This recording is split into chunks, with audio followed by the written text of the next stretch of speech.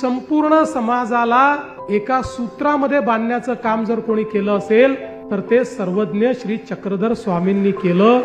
आणि जो समाज जातीमध्ये, पंथामध्ये, भाषेमध्ये उच्च नीच अशा प्रकारच्या वेगवेगळ्या दऱ्यांमध्ये विभागलेला होता, त्या संपूर्ण समाजाला या महानुभाव विचारांनी एकत्रित केलं। कोणी कोणाची जात विचारली नाही, कोणी कोणाची भाषा विचारली नाही, कोणी कोणाचा पंथ विचारला नाही, तर सगळ्यांना एक सन्मार्ग देण्याचं काम या ठिकाणी सर्वज्ञ चक्रधर स्वामींनी केलं। गुजरात मधनं ते आपल्या विदर्भाच्या, महाराष्ट्राच्या मातीमध्ये आले, पण या ठिकाणी मराठीची जी सेवा त्यांनी केली, आज आपली मराठी भाषा अभिजात झाली।